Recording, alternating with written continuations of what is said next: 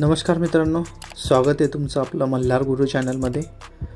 आशा करतो तुम्ही आनंदित असाल। कृपया चॅनलवरती नवीन असाल तर चॅनलला सबस्क्राईब करा, जेणेकरून येणारे प्रत्येक नवीन योजनेची माहिती तुमच्यापर्यंत पोहोचेल। आजचा व्हिडिओ खूप इंटरेस्टिंग आहे, कृपया व्हिडिओ शेवटपर्यंत बघा।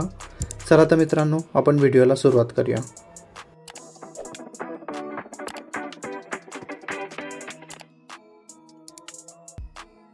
बांधकाम कामगार योजना, त्या योजनेच्या अंतर्गत 5,000 रुपयाची जी मदत आहे ती बांधकाम कामगार कल्याणकारी मंडळाकडून केली जाते।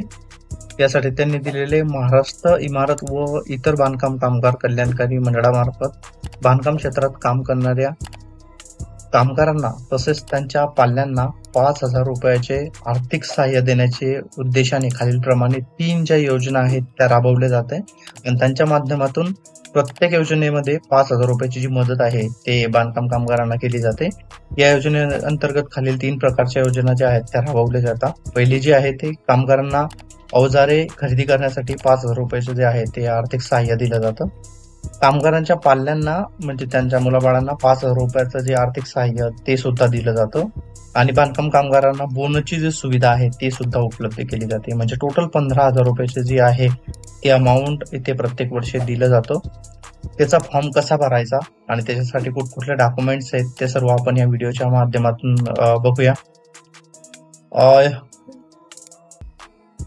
योजनेचे उद्दिष्ट बांधकाम क्षेत्रात काम करणाऱ्या बांधकाम कामगारांना अवजारे खरेदी करण्यासाठी दिवाळीत बोनसच्या माध्यमातून तसेच पाल्यांना शिक्षणाचे आर्थिक सहाय्य उपलब्ध करून देणे, कामगारांचे जीवनमान सुधारणे, कामगारांना अवजारे खरेदी करण्यासाठी 5,000 रुपयाचे जे आर्थिक सहाय्य ते दिलं जातं। त्याच्यामध्ये कुठल्या गोष्टी त्यांनी मेन्शन केलेले, कामगारांना अवजारे खरेदी करण्यासाठी 5,000 रुपयाची जी आहे ती आर्थिक मदत केली जाते। त्यामध्ये बांधकाम कामगार योजना 5,000 ही महाराष्ट्र सरकारची कामगारांसाठी राबवण्यात येणारी उपयुक्त अशी एक योजना आहे। या योजनेअंतर्गत नोंदणीकृत बांधकाम कामगारांना दर 3 वर्षानंतर म्हणजे 5,000 रुपयाची जी आर्थिक मदत आहे ती करण्यात येते। हे पैसे कामगारांना बांधकाम क्षेत्रात आवश्यक असणारी ज्या हत्यार किंवा आवश्यक असणारी अवजारे जी आहे ती खरेदी करण्यासाठी त्याची मदत केली जाते। दुसरं, कामगाराच्या पाल्यांना प्रतिवर्षी 5,000 रुपयाचे जे आर्थिक सहाय्य ते दिलं जातं ते बघूया। इयत्ता 8वी ते 10वी मध्ये शिक्षण घेत असलेल्या बांधकाम कामगाराच्या पाल्यांना प्रतिवर्षी 5,000 रुपयाची जी आहे ती आर्थिक मदत देण्यात येते, जेणेकरून कामगारांना आपल्या मुलांच्या शिक्षणासाठी आर्थिक अडचणीचा सामना करावा लागू नये व मुलांना त्याचे शिक्षण पूर्ण करण्यापासून वंचित राहू नये यासाठी जी लाभाची रक्कम आहे ते बँकेच्या अकाउंटमध्ये जमा केली जाते। या योजनेअंतर्गत आवश्यक कागदपत्रे अटी ज्या शर्यती आहेत त्या दिलेल्या आहेत त्या आपण बघूया। तिसरं जे आहे ते बांधकाम कामगारांना बोनस सुविधा जी आहे ती सुद्धा पुरवली जाते।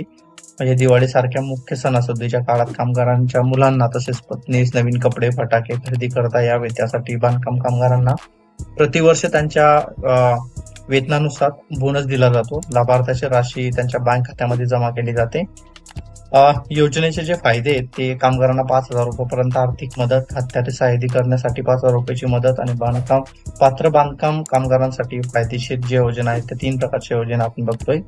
पात्रता त्यांनी दिलेले, अर्जदार हा महाराष्ट्र कामगार इमारत व बांधकाम कामगार कल्याणकारी मंडळामार्फत नोंदणीकृत असावा। अर्जदाराचे जे वय आहे ते 18 वर्ष, कमीत कमी 18 वर्ष आणि जास्तीत जास्त 60 वर्ष असणं गरजेचं आहे आणि अर्जदार हा महाराष्ट्र राज्याचा रहिवासी असला पाहिजे आणि त्याच्याकडे 90 दिवस काम करत आहे याचा पुरावा सुद्धा पाहिजे। अर्जासोबत जे महत्वाचे डॉक्युमेंट्स आहेत ते बघूया।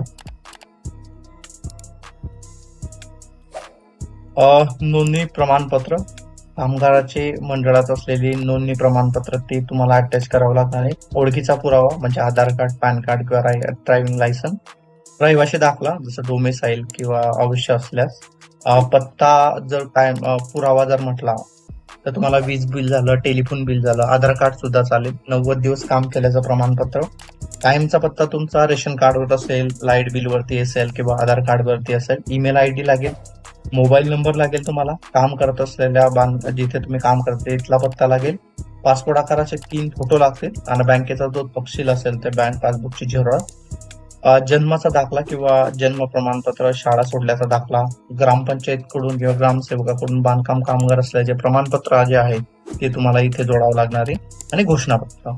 बघा मित्रांनो, हा असा एक महत्वपूर्ण व्हिडिओ होता. यासाठी कुठला फॉर्म आहे तो फॉर्म मी डिस्क्रिप्शन बॉक्स मध्ये देतोय, त्या पीडीएफची लिंक तुम्ही तिथे जाऊन डाउनलोड करू शकता. आणि हे जे महत्वाचे डॉक्युमेंट्स आहेत हे तुम्हाला तिथे अटॅच करावं लागणार आहे. चला तर मित्रांनो, भेटूया आपण पुढच्या व्हिडिओमध्ये. तोपर्यंत स्वतःची काळजी घ्या.